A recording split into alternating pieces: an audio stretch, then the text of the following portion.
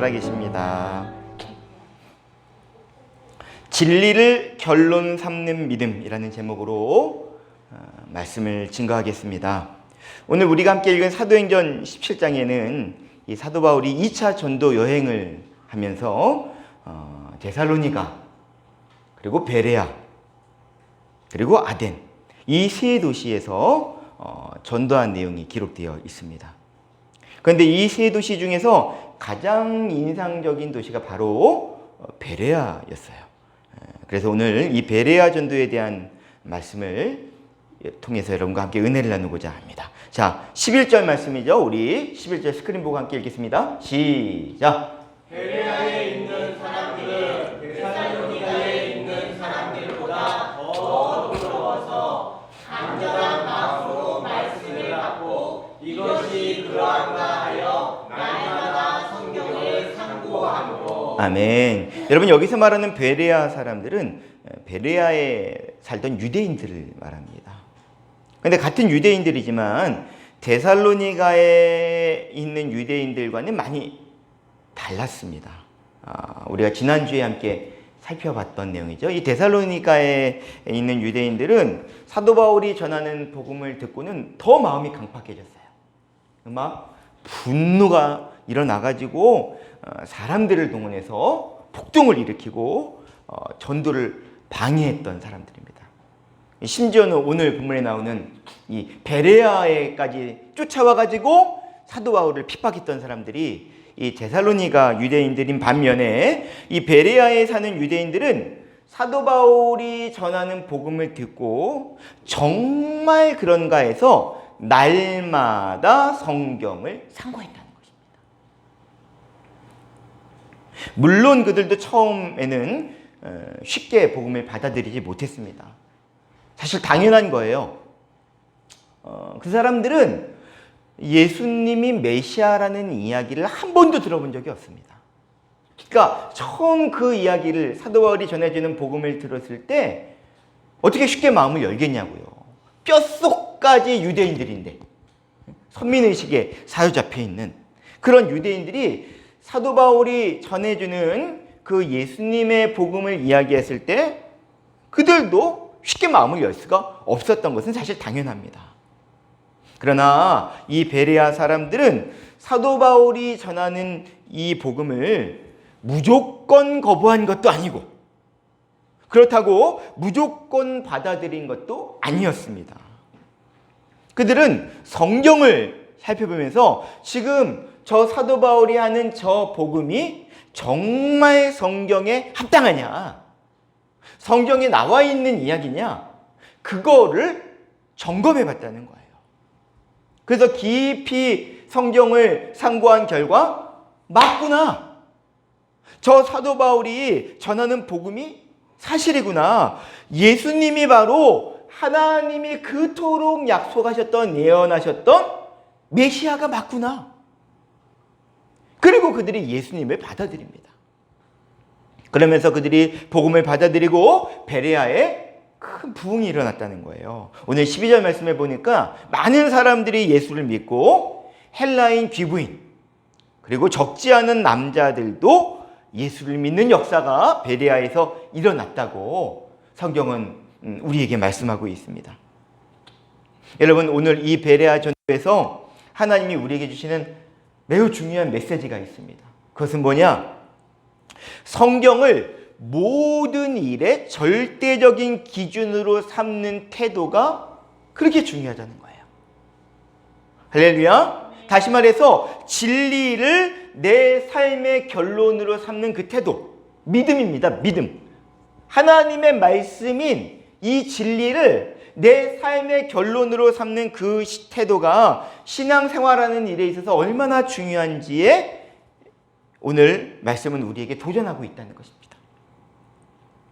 오도커 목사님이 쓰신 교회 주인은 사람이 아니다 라는 책에 보면 이런 질문이 나옵니다. 한번 여러분도 속으로 한번 생각해 보시기 바랍니다.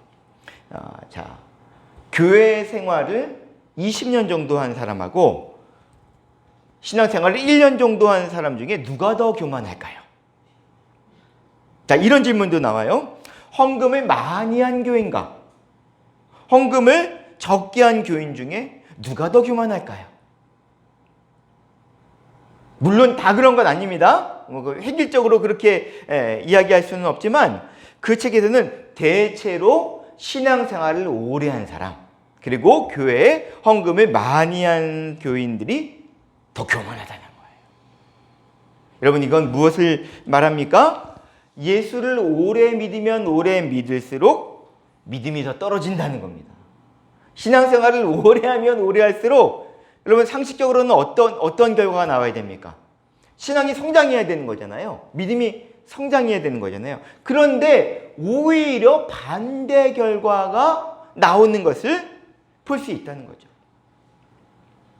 여러분, 사실 이건 말이 안 되는 일입니다.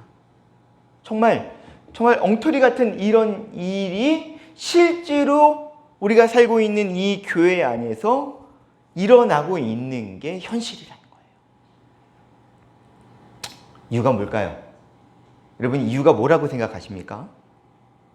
신앙생활을 오래 하면서 하나님의 말씀을 많이 듣고 설교 말씀을 많이 듣고 말씀을 읽고 하는 것은 굉장히 유익한 일이지만 이 하나님의 말씀을 내 삶의 절대 기준으로, 다시 말해서 내 삶의 결론으로 삼는 그런 태도를 가지고 성경을 읽고 말씀을 듣고 그렇지 않으면 오히려 나에게 해가 된다는 겁니다. 역효과가 되는 거예요. 머리는 커지는데, 들은 건 많아가지고 알고 있는 건 많아가지고 머리는 커지는데 오히려 그 심령은 더 교만해지는, 하나님으로부터 더 멀어지는 그런 안타까운 일이 실제로 우리 안에 일어나고 있다는 것이죠. 누가복음 8장에 보면 세 가지 마음밭에 대한 비유가 나옵니다. 여러분 잘 아시는 내용이죠. 하나님의 말씀이 이제 길가와 같은 마음에, 그런 마음을 가진 사람에게 떨어지고, 또 돌짝밭 같은 마음을 가진 사람에게도 하나님의 말씀이 떨어지고, 또 가시떨기 같은 마음을 가진 사람에게도 하나님의 말씀이 떨어집니다. 자, 하나님의 말씀이 이런 마음밭을 가진 사람들에게 떨어지면 열매를 맺지 못한다는 거예요. 아무리 하나님의 말씀의 능력이 있어도 우리의 마음밭이 이런 마음을 가지고 있는 사람들에 뿌려지면 열매를 맺지 못하는 반면에 옥토밭 같은 마음을 가진 사람의 마음에 하나님의 말씀이 떨어지면 어떻습니까? 100배의 열매를 맺는, 100배의 결실을 맺는 역사가 일어난다는 것이죠. 여러분, 오늘날 많은 성도들이 설교 말씀을 듣고, 목회자의 설교 말씀을 듣고, 또 성경도 열심히 읽습니다. 유튜브 같이 좋은 매체가 있잖아요. 거기만 들어가면 여러분 얼마나 훌륭한 말씀들을 쉽게 접할 수 있는지 모릅니다. 요즘은 성경도 많이 읽으시더라고요. 막 그룹을 만들어서 성경을 읽고 또 카톡에도 올리고 그런 일들이 굉장히 유익한데, 여러분 문제는 그 말씀이 내 삶의 절대 기준이 되지는 못한다는 겁니다. 그러니까 말씀을 자기 기준으로 판단하는 거예요. 아, 이 말씀은 나에게는 어울리지 않아. 아유, 이 말씀은 현실적이지 않아. 이 말씀은 도무지 받아들일 수 없어. 여러분, 이런 태도를 가지고 말씀을 대하는 사람은 신앙생활을 오래 해도 삶의 변화는 일어나지 않습니다. 오히려 교만해지는 그런 안타까운 일들이 일어나는 거예요. 자, 여러분도 그런 경험 다 있으시죠? 이렇게 목회자의 설교를 들을 때, 아유, 저 말씀은 너무 부담스러워. 아유, 저 말씀은 도무지 아멘이 안 된다. 아마 여러분들도 한 번쯤은 다 그런 경험을 해보셨을 겁니다. 자, 여러분, 그럴 때 여러분은 어떻게 반응하시나요? 여러분은 점검해 보셔야 돼요. 그런 일이 일어났을 때 나는 어떻게 반응하는가. 많은 분들이 아유, 나는 이해가 안 돼. 아유, 나는 아멘이 안 돼. 그리고 넘어가 버린단 말입니다. 그거에 대해서 정말 진지하게 부딪히고 받는 게 아니라 아유, 나는 아멘이 안 돼. 아유, 저건 너무 비현실적이야, 나에게는. 그리고 넘겨버리는 그런 일들이 우리에게 일어나는 것이죠. 자, 그런데 오늘 베레아 사람들은 달랐다는 거예요. 이 사람들은 어떻습니까? 말씀이 나에게 임했을 때 저 이 얘기가 정말 하나님의 말씀인가? 내가 들은 말씀이 정말 성경적인가? 정말 성경이 그렇게 말씀하는가? 그걸 확인한 다음에 정말 그게 진리가 맞다면, 그게 하나님의 말씀이 맞다면 내 생각, 내 감정, 내 판단을 내려놓고 순종했다는 거예요. 그게 바로 진리를 결론 삼는 믿음이라고 하는 것입니다. 바라기는 여러분들도 오늘 본문의 베레아 사람들처럼 여러분의 판단이나 여러분의 기준으로 결정하는 게 아니라 하나님이 말씀하셨으면 그것이 결론이다. 하나님이 말씀하셨으면 그것으로 아멘이다. 여러분, 그런 태도로 나아가시기를 주님의 이름으로 축원합니다. 아멘. 그러면 반드시 말씀이 여러분 안에 역사합니다. 100배의 결실을 맺는 놀라운 일이 일어나게 돼 있다는 것이에요. 어떤 사람이 목사님을 찾아가서 자랑을 하더랍니다. 목사님, 제가 지금까지 성경을 3번이나 통독했다고. 막 자랑스럽게 이야기하더래요. 그래서 그 목사님이 그 성도님한테 다시 되물었습니다. 성도님, 성경을 3번 통독하신 건 정말 귀한 일인데 반면에 성경은 성도님을 몇 번이나 읽으셨나요? 우리가 성경을 읽는 것은 굉장히 좋은 일이지만 성경이 성도님을 몇 번이나 읽으셨습니까? 여러분, 우리가 말씀을 많이 읽는 일도 중요하지만 성경이 나를 읽는 일이 더 중요합니다. 그게 없으면 그 성경 지식은 오히려 나에게 독이 되는 거예요. 내가 성경을 읽는 것보다 더 본질적인 것은 성경이 내 삶을 읽어야 됩니다. 그러니까 다시 말해서 성경 말씀을 통해서 내 삶을 돌아볼 수 있는 능력이 우리 안에 반드시 필요하다는 것이죠. 어떤 집사님이 목사님을 찾아와서 막 예수 믿는 사람들, 교인들을 비난하더랍니다. 분명히 성경은 이야기하기를 원수도 사랑해라. 사랑해라. 그렇게 이야기를 하는데 우리 교회 교인들은 사랑이 없다는 거예요. 정작 예수 믿는 사람들에게는 정말 사랑이 없다고 막 불평하시더라는 거죠. 그래서 목사님이 아니 도대체 무슨 일이 있어서 그런 말씀을 하시느냐 물어봤더니 이분이 하시는 이야기가 자기가 교인들한테 돈을 빌렸는데 교인들이 자기 빚을 탕감해 주지 않는다는 거예요. 분명히 하나님은 원수도 사랑하라고 그렇게 말씀하셨는데 왜 교인들은 내 빚을 탕감해 주지 않느냐. 그러면서 막 교인들이 사랑이 없다고 막 비난하더라는 거죠. 목사님이 그분에게 그랬습니다. 집사님, 성경에서 원수도 사랑하라고 하는 그런 말씀을 들었다면 그러면 내가 먼저 원수도 사랑해야지.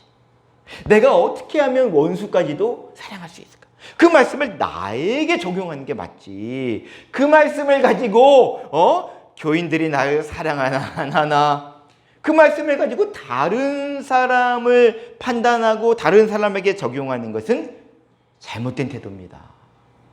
그렇게 이야기하셨다는 거예요. 여러분, 말씀을 많이 듣고 성경을 많이 읽고 그래도 여러분 왜 내 삶이 안 바뀌나? 왜 말씀이 내 삶의 능력이 되지 못하나? 여러분, 이유는 분명합니다. 성경이 나를 읽지 않기 때문이에요. 말씀이 나를 해석하지 못하기 때문에. 너무나 많은 사람들이 성경을 참고서로 여깁니다. 인생 참고서. 그런가 보다. 성경이 나의 삶을 지켜주는, 반드시 내가 지켜야 되는 필수 교과서라고 여기지는 않는다는 것이죠. 여러분, 여러분은 인생을 살면서 어떤 중요한 결정을 내릴 때 어떻게 하십니까? 그러면 정말 여러분이 어떤 인생의 중요한 결정을 내려야 될 때 여러분은 어떤 기준으로 어떤 것을 여러분 가지고 결정을 내리고 판단하시나? 예를 들면 이사를 한다거나, 그렇죠? 또 뭐 어디 취직을 한다거나, 결혼을 한다거나, 개업을 한다거나. 그럴 때 여러분 그런 중요한 일이 있을 때 여러분 오늘 본문에 나오는 이 베레아 사람들처럼 말입니다. 응? 하나님은 이때 뭐라고 말씀하시나? 응? 하나님은 나에게 무엇을 원하시나? 성경은 이럴 때 무엇을 기준으로 말씀하는가? 그러면서 결정해야 된다는 거예요. 근데 여기서 또 하나 중요한 것이 뭐냐? 베레아 사람들은 날마다 말씀을 묵상했다 그랬습니다. 그러니까 필요할 때만 말씀을 펼쳐본 게 아니라 날마다 말씀을 묵상하는 가운데 하나님의 뜻을 분별할 수 있는 훈련이 되어져 있던 사람들이죠. 평소에는 전혀 성경 보지 않다가 다급할 때만 주여 말씀을 주시옵소서 하고 딱 하죠. 그런 수준의 믿음으로는 하나님 뜻을 분별할 수 없다는 것이죠. 그러니까 여러분 우리가 말씀을 통해서 하나님의 뜻을 분별하고 내 삶에 어떤 결정을 할 때, 결정을 내릴 때, 그럴 때 하나님은 우리의 삶 가운데 일하신다는 거예요. 안타까운 것은 많은 성도들이 결정을 내릴 때 주관을 챙깁니다. 다시 말해서 현실적으로 계산한다는 거예요. 이게 나에게 손해가 되는지 이익이 되는지, 이게 나에게 좋은 건지 나쁜 건지. 하나님의 말씀은 그런가 보다. 참고하는 거예요. 참고. 그런가 보다. 그러고 넘어가는. 어떻게 다 그러고 살아. 그러고 그냥 넘어버리는. 그러니까 역사가 나타나지 않는다는 것이죠. 마음밭이 옥토밭이 아니라는 것입니다. 한 번은 돈 때문에 형제 사이에 고소고발이 벌어지고 법정 다툼까지 가게 된 한 교우를 상담한 적이 있습니다. 그러니까 제가 보니까 참 난감한 일이에요.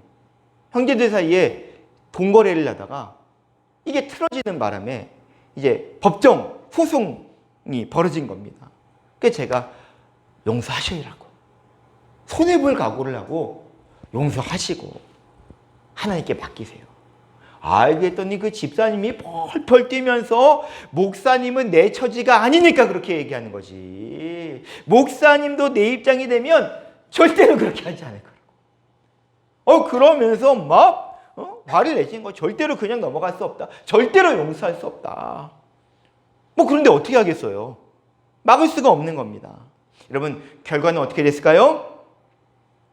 그 돈 다 날아갔어요.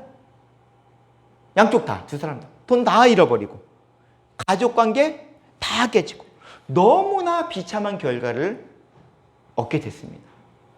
여러분 이유가 뭘까요? 하나님의 말씀이 결론이 아니니까 그런 겁니다. 하나님의 말씀이 내 삶의 결론이 아니에요. 하나님의 말씀이 아무리 그렇다 할지라도 하나님의 말씀이 아무리 그렇다 할지라도 내 감정이 상하고 내 자존심 상하고 그게 나에게 손해가 되고 그러면 절대로 하나님의 말씀에 순종할 수 없는 겁니다.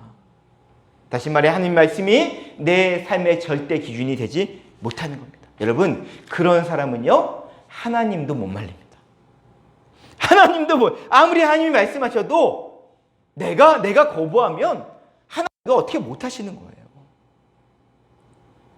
오늘날 많은 성도들이 세상을 살아가면서 세상에 찌들고 세상에 영향받고 또 세상에서 상처받고 여러분 이유가 뭘까요? 왜 세상을 변화시키고 세상에서 승리하는 성도는 적은 이유가 뭘까? 하나님의 말씀 위에 분명히 서 있지 못하기 때문에. 여러분 하나님의 말씀은 능력이 있음을 믿습니다. 하나님의 말씀은 능력이에요. 사람을 변화시키고 가정을 변화시키고 세상을 변화시키는 능력입니다. 근데 문제는 뭐냐? 우리가 하나님의 말씀을 결론으로 받아들여야지만 말씀이 능력으로 나타나게 된다는 거예요. 내 마음밭이 그만큼 중요하다는 겁니다. 말씀을 내가 그냥 참고만 하고 그런가 보다 말씀을 선택적으로 받아들이고 말씀보다 내 생각을 내 판단을 더 앞세우면 말씀은 내 삶에 아무런 능력을 나타내지 못합니다. 사도 바울은 몸에 깊은 병을 가지고 있었던 사람입니다. 어떤 질병인지는 알 수 없지만 아무튼 깊은 큰 병으로 인하여 평생을 고통받았어요. 그래서 사도 바울이 하나님께 자신의 이 질병을 고쳐달라고 크게 3번, 정말 결심하고 기도한 거죠. 3번만 기도했다는 게 아니라 결심하고 하나님 앞에 간절한 마음으로 3번이나 간절히 기도했는데, 그때 하나님이 사도 바울에게 분명히 이렇게 응답해 주셨다는 거예요. 고린도후서 12장 9절 말씀에 보니까 내 은혜가 내게 족하도다. 이는 내 능력이 약한 데서 온전하여 짐이라. 그러니까 사도 바울은 병을 고쳐달라고 기도했는데 하나님은 뭐라고 응답하신 거예요? 네가 병들어서 약하기 때문에 내 능력이 더 강하게 나타나는 거야. 내 은혜가 너에게 족하다. 그런 응답을 하나님이 주신 겁니다. 여러분, 놀라운 것은 사도 바울이 그 말씀을 결론으로 붙잡습니다. 하나님의 말씀이 결론이다. 그 말씀의 결론을, 그래서 그 다음부터 사도 바울은 더 이상 자기의 질병 문제로 인하여 하나님께 기도하지 않습니다. 그 다음부터 사도 바울은 자기가 병든 것을 오히려 기뻐하고 자랑한다고 그렇게 고백하고 있는 거예요. 우리 성경 말씀 같이 한번 읽어보겠습니다. 시작. 그러므로 도리어 크게 기뻐함으로 나의 여러 약한 것들에 대하여 자랑하노니 이는 그리스도의 능력이 내게 머물게 하려 함이라. 아멘. 하나님의 말씀이 결론이다. 그런 분명한 기준이 있기 때문에 하나님이 고쳐주시지 않아도 아멘이 된 거예요. 오히려 기뻐하고 감사했다고 했습니다. 사도 바울이 그런 분명한 믿음의 태도를 가지고 있었기 때문에 하나님은 사도 바울을 통해서 놀라운 역사를 이루어 가실 수 있으셨다는 것이죠. 예수님이 요한복음 8장 32절에 이런 말씀을 하십니다. 읽겠습니다. 시작. 진리를 알지니 진리가 너희를 자유롭게 하리라. 자, 이 말씀을 들은 유대인들이 이해가 되지 않았어요. 아니, 난 자유한 사람인데, 내가 뭐 노예도 아니고, 내가 누구의 종도 아닌데, 뭘 자유롭게 하나. 이미 나는 자유한 사람이다. 자, 여러분, 그때 예수님이 이 말씀을 하신 목적이 뭐냐? 이 말씀을 하신 이유는 우리가 죄의 종이라는 뜻입니다. 죄의 종. 겉으로 볼 때는 자유한 사람으로 보이지만 그러나 실상은 우리가 죄와 마귀의 종노릇하고 있다는 그런 의미로 말씀하신 거죠. 여러분, 맞습니까? 우리가 다 그랬어요. 우리가 죄의 종으로 사는 거예요. 평생을. 죄를 짓고 싶어서 짓는 게 아니라 존재적으로 죄인이기 때문에, 다시 말해서 죄의 종노릇하며 사는 인생이기 때문에 죄를 짓는 겁니다. 여러분, 죄의 문제는요, 내가 노력한다고 해결되는 문제가 아닌 거예요. 그런데 그런 우리가 어떻게 죄에서 자유함을 얻게 됐느냐?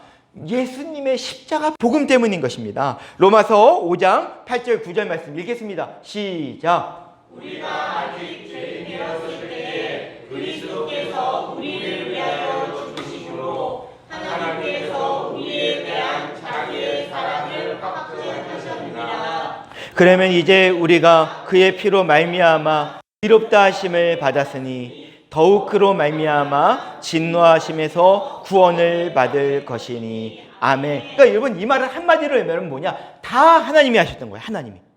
다 주님이 이뤄 놓으신 거예요. 예수님이 십자가에 달려 피 흘려 죽으심으로 우리의 모든 죄를 용서해 주셨다. 깨끗하게 해 주셨다. 여러분, 아멘이시죠? 네, 여러분, 놀라운 복음입니다. 이 십자가의 진리가, 이 복음의 진리가 우리를 죄에서 자유하게 만든 것이죠. 네, 여러분, 아무리 놀라운 이 복음도 여러분, 이 말씀을 내 삶의 결론으로 붙잡은 사람에게만 유효한 겁니다. 복음은 완전해요. 복음은 정말 놀라운 진리입니다. 그런데 여러분, 아무리 그렇다 할지라도 내가 온전한 믿음으로 받지 않으면 그건 내게 되지 않는 거예요. 아니, 어떻게 그럴 수 있냐? 나는 도무지 믿어지지 않는다. 그런 사람에게는 이 복음이 그에게 실제가 되지 못한다는 것이죠. 나는 죽고 예수로 사는 십자가 복음도 똑같습니다. 많은 교인들이 내가 죽었다는 게 안 믿어진다는 거예요. 또 죽는 게 너무 어렵다는 겁니다. 왜 죽어야 되냐는 거예요.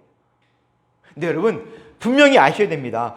죽는 게 힘들어서 그런 게 아니라 진리를 결론 삼는 믿음이 분명하지 않으니까 그렇게 느껴진다는 거예요. 여러분 성경은 우리에게 분명히 말씀합니다. 이미 우리는 예수님과 함께 십자가에 못 박혀 죽었다고 성경은 우리에게 말씀하고 있습니다. 로마서 6장 6절 말씀 시작. 우리가 알거니와 우리 옛 사람이 예수와 함께 십자가에 못 박힌 것은 죄의 몸이 멸하여 다시는 우리가 죄에서 종노릇하지 아니하려 하느니. 아멘. 여러분 성경은 분명히 이야기하기를 우리는 이미 예수님과 함께 십자가에서 죽었다는 거예요.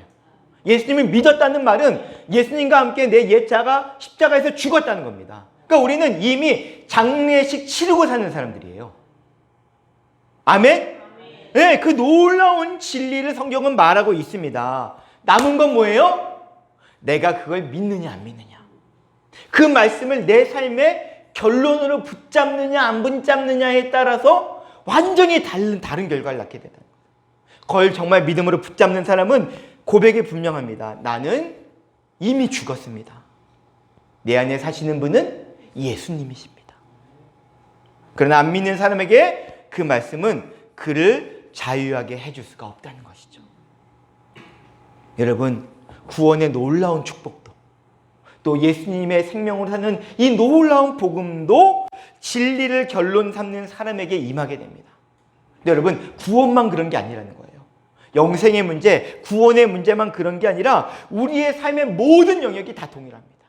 내 삶의 모든 영역에서 하나님의 말씀을 내 삶의 절대 기준으로 삼을 때, 다시 말해서 내 삶의 결론으로 삼는 그런 태도를 가질 때 우리의 삶 전체에서 하나님의 역사가 나타나게 되는 줄로 믿습니다. 16년간 아프리카 오지에서 사역하신 리빙스턴 선교사님이 잠시 영국으로 귀국을 했는데 그때 한 사람이 찾아와서 선교사님한테 이런 질문을 하더랍니다. 아니 선교사님은 어떻게 그렇게 열악한 환경에서 16년 동안이나 사역을 감당하셨습니까? 아니 어떻게 그렇게 열악한 환경에서 16년이라는 시간을 사역하실 수 있으셨습니까? 그때 선교사님이 분명하게 대답하기를 하나님이 저에게 주신 두 가지 약속 때문입니다. 첫 번째는 요한복음 14장 18절 내가 너희를 고아와 같이 버려두지 아니하고 너희에게로 오리라. 그게 첫 번째 하나님이 리빙스턴 선교사님에게 주신 약속의 말씀이었고 두 번째가 마태복음 28장 20절 내가 세상 끝날까지 항상 너희와 함께 있으리라. 이 두 개의 약속의 말씀을 내 삶의 결론으로 붙잡았기 때문에 가능한 일이었다는 것이죠. 여러분 우리가 때때로 하나님의 말씀대로 이 세상을 사는 일이 어렵고 힘들게 느껴질 때가 있습니다. 어떨 때는 정말 손해보는 것 같고 이러다 내 인생 끝장나는 거 아니야? 막 죽는 것처럼 느껴지고 자존심 너무너무 상하고 도무지 내 감정이 허락되지 않고 여러분 그때 여러분 어느 편에 서느냐가 여러분의 진짜 믿음인 거예요. 내가 세상에 반응하느냐 그럼에도 불구하고 내가 하나님의 말씀에 반응하느냐 그것에 따라서 여러분의 삶은 완전히 달라지게 됩니다. 진리를 결론 삼을 때 하나님의 말씀을 내 삶의 결론으로 분명히 붙잡고 나아갈 때 하나님의 놀라운 은혜를 반드시 경험하게 될 줄로 믿습니다. 아멘. 말씀을 마무리합니다. 여러분 베레아 사람들은 특별한 사람들이 아니었습니다. 특별한 게 있다면 오직 하나 하나님의 말씀을 날마다 묵상하는 사람들이었어요.